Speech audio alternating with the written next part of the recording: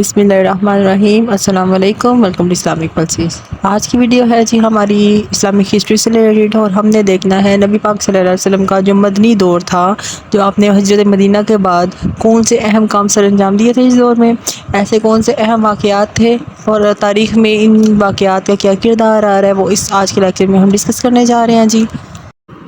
یکم ہجری کے واقعات کو اگر ہم دیکھتے ہیں تو اس میں سب سے پہلے مسجد نبوی کی تعمیر فرمائی تھی آپ نے، اور باقاعدہ اذان کی ابتدا ہوئی تھی یکم ہجری میں۔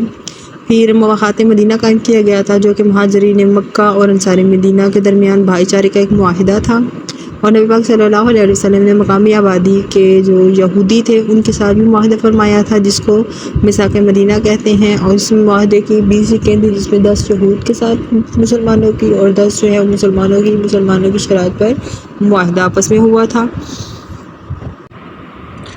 اسی طرح حضرت عائشہ رضی اللہ تعالیٰ عنہ کے ساتھ نبی پاک صلی اللہ علیہ وسلم کا جو نکاح ہو چکا تھا، اس میں رخصتی جو ہے وہ یکم ہجری کو ہوئی تھی آپ کی۔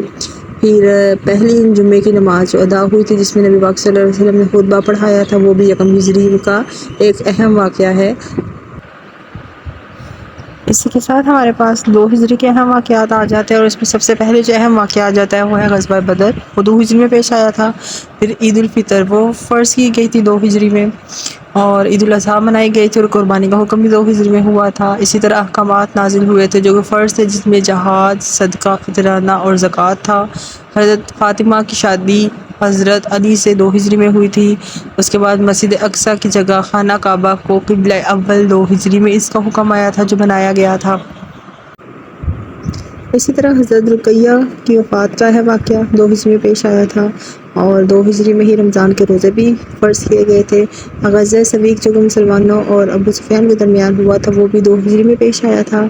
پھر مدینہ میں مسلمان اور بنو قینقاع کے درمیان جو غزوہ بنو قینقاع پیش آیا تھا واقعہ، وہ بھی 2 ہجری کا ایک اہم واقعہ ہے۔ اسی طرح 3 ہجری ہم دیکھتے ہیں تو احد کی جنگ لڑی گئی تھی 3 ہجری میں۔ حضرت حمزہ کی شہادت کا اہم واقعہ بھی 3 ہجری میں پیش آیا تھا۔ حضرت حفصہ رضی اللہ تعالیٰ عنہ کی حضرت محمد صلی اللہ علیہ وسلم سے شادی بھی اس سال ہوئی تھی۔ پھر 3 ہجری میں رمضان المبارک کے مہینے میں حضرت حسن کی پیدائش ہوئی تھی۔ نبی پاک صلی اللہ علیہ وسلم نے اپنی صاحبزادی ام کلثوم رضی اللہ تعالیٰ عنہ کا نکاح حضرت عثمان رضی اللہ تعالیٰ عنہ سے فرمایا تھا اس سال، اور قانون وراثت کے احکامات بھی اس سال ہی نازل ہوئے تھے۔ مشرک خواتین سے نکاح، اس کا جو ہے وہ حرام ٹھہرایا جانا بھی اسی سال ہوا تھا، کیونکہ اس سے پہلے مشرک خواتین سے مسلمان نکاح کر سکتے تھے۔ پھر اس سال حضرت زینب بنت خزیمہ، جو پہلے ہی 3 مرتبہ بیوہ ہو چکی تھی، اللہ تعالیٰ کے حکم سے نبی پاک صلی اللہ علیہ وسلم کے نکاح میں آئی، اور نکاح کے 3 ماہ بعد ہی وہ انتقال کر گئی تھیں۔ یہ اس سال کے اہم واقعات ہیں جو کہ ہم دیکھتے ہیں ہسٹری کے حوالے سے۔ جب آتی ہے 4 ہجری کے دور کی، تو اس سال جو ہے وہ شعبان کے مہینے میں حضرت حسین رضی اللہ عنہ پیدا ہوئے تھے۔ ام المؤمنین حضرت زینب بنت خزیمہ کا انتقال ہوا تھا اس سال۔ پھر ماہ شوال میں نبی پاک صلی اللہ علیہ وسلم نے حضرت ام سلمہ سے نکاح کیا تھا، اور اسی سال شراب کی حرمت کا حکم بھی نازل ہوا تھا۔ 5 ہجری کے اہم واقعات میں نبی پاک صلی اللہ علیہ وسلم نے اپنی پھوپھی ذات زینب بنت جحش سے نکاح فرمایا تھا، اور غزوہ خندق بھی اسی سال ہوا تھا۔ پھر معصوم عورتوں پر تہمت لگانے کی سزا بھی مقرر ہوئی تھی۔ عورتوں کے لیے پردے کا حکم بھی اسی سال نازل ہوا تھا، اور زہار یعنی بیوی کو ماں بہن کی طرح کہہ بیٹھنے پر کفارے کی سزا بھی اسی سال مقرر کی گئی تھی۔ اسی طرح پانی کی عدم موجودگی میں غسل یا وضو کی حاجت کے وقت تیمم کی سہولت جو دی گئی تھی، وہ اسی کا حکم اسی سال نازل ہوا تھا۔ صلاۃ خوف اور حالت جنگ میں نماز پڑھنے کا طریقہ جو بتایا گیا تھا، وہ بھی اسی سال بتایا گیا تھا، اور اہم واقعہ جو غزوہ بنو مصطلق سے متعلق تھا، وہ بھی اسی سال پیش آیا تھا۔ 6 ہجری کے واقعات آ جاتے ہیں، اس میں معاہدہ حدیبیہ ہوا تھا، اور بیعت رضوان بھی اسی سال جو ہے نا وہ پیش آیا تھا۔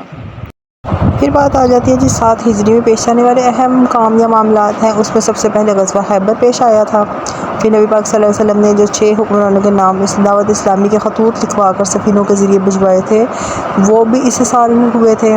8 ہجری میں ہم دیکھتے ہیں تو سب سے اہم واقعہ جو تھا وہ تھا غزوہ مؤتہ، وہ پیش آیا تھا۔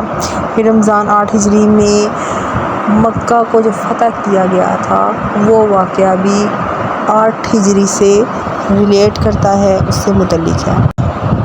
پھر ہمارے پاس آ جاتے ہیں جی 9 ہجری کے اہم واقعات، جس میں سود کا لین دین حرام ٹھہرایا گیا تھا۔ حج کی فرضیت بھی اسی سال ہوئی تھی۔ پھر غزوہ تبوک اس سال پیش آیا تھا، اور حبشہ کے بادشاہ نجاشی نے